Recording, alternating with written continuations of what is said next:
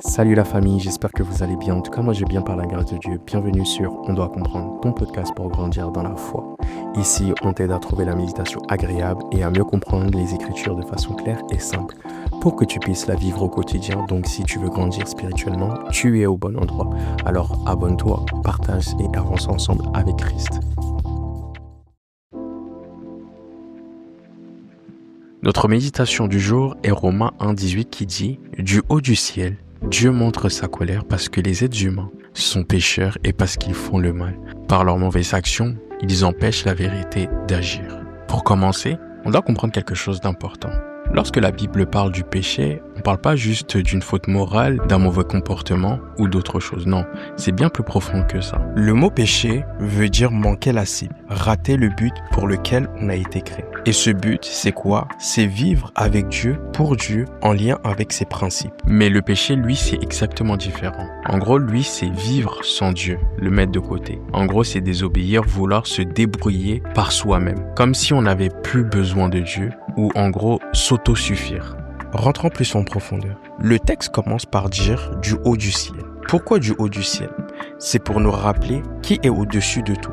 Dieu n'est pas notre égal. Il n'est pas limité comme nous. Il règne sur toute la création sans exception. Il est le roi. Il n'y a personne au-dessus de lui et il faut qu'on puisse accepter cette vérité. Ensuite, on lit que Dieu montre sa colère parce que les êtres humains sont dans le péché et font le mal. Et ce qui est intéressant, c'est que l'apôtre Paul met vraiment ça en lumière, en nous expliquant que l'humanité a choisi de désobéir à Dieu, de s'éloigner de lui. Et cette désobéissance a des conséquences. On doit saisir que Dieu ne se fâche pas comme nous, c'est-à-dire que ce n'est pas émotionnel.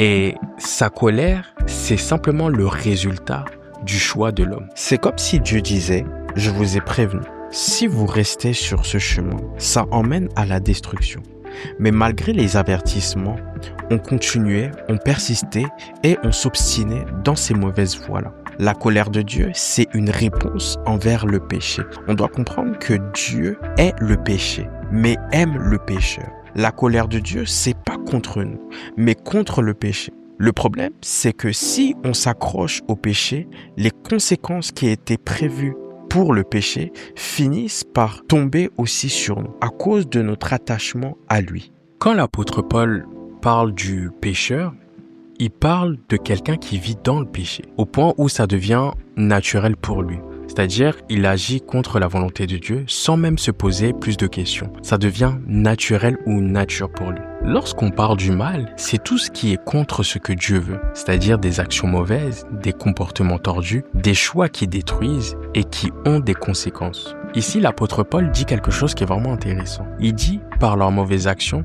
ils empêchent la vérité d'agir. Ça veut dire quoi?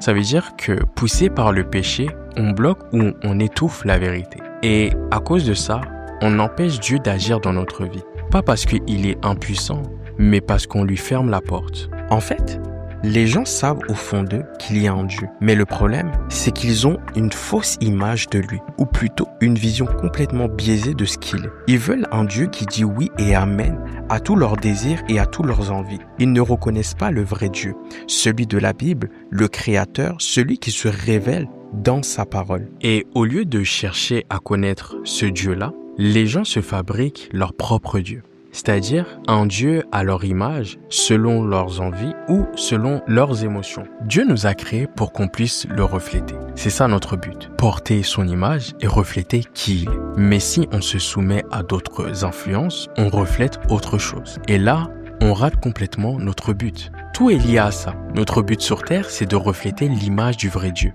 Mais quand on choisit d'ignorer Dieu, quand on laisse d'autres choses prendre sa place, on s'éloigne de lui. Et forcément, on récolte les conséquences de notre désobéissance. Ce qu'il faut vraiment capter, c'est que quand on refuse la volonté de Dieu, on empêche la vérité, qui est la nature même de Dieu, d'agir en nous. Et cette vérité, elle est là pour nous transformer, pour nous faire vivre. Mais le péché, lui, nous coupe de cette vie. Il nous empêche de refléter qui est Dieu vraiment.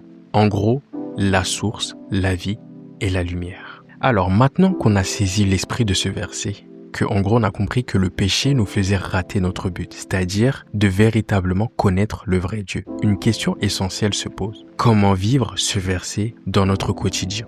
Alors, mon premier conseil, c'est faire preuve de repentance. C'est-à-dire que lorsque vous réalisez que vous agissez contre la volonté de Dieu, c'est d'être prêt à se repentir. C'est-à-dire, c'est abandonner ce qui n'est pas bon.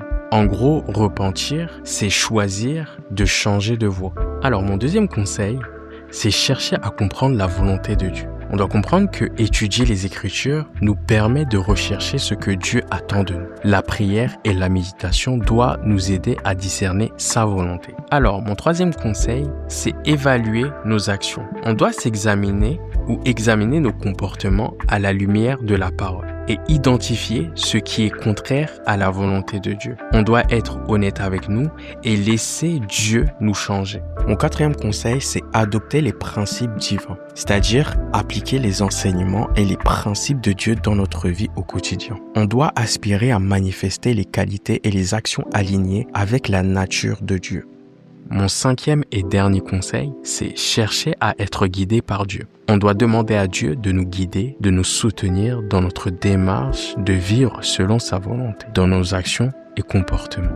Alors, avant de terminer, j'aimerais que nous puissions passer un petit temps dans la prière. Donc de là où tu es, j'aimerais que tu puisses fermer les yeux et que tu puisses tout simplement dire: Seigneur, je te demande pardon, car je reconnais que j'ai suivi ma propre volonté au lieu de la tienne. Je réalise maintenant que ma manière de vivre était en désaccord avec tes désirs. Pardonne-moi de ne pas avoir reflété ta nature comme je le devais. Désormais, je veux chercher ta volonté et marcher selon ta parole, plutôt que de suivre mon propre chemin. J'ai compris que le péché était là pour me faire manquer la cible ou le but. Alors je prends la décision de changer de direction et de m'engager à marcher selon tes voies. Seigneur, soutiens-moi et guide-moi afin que je puisse pleinement vivre dans ta volonté et refléter ta nature. Merci Père pour cette grâce que tu m'accordes. À toi soit la louange, la gloire pour toujours. J'ai ainsi prié. Amen.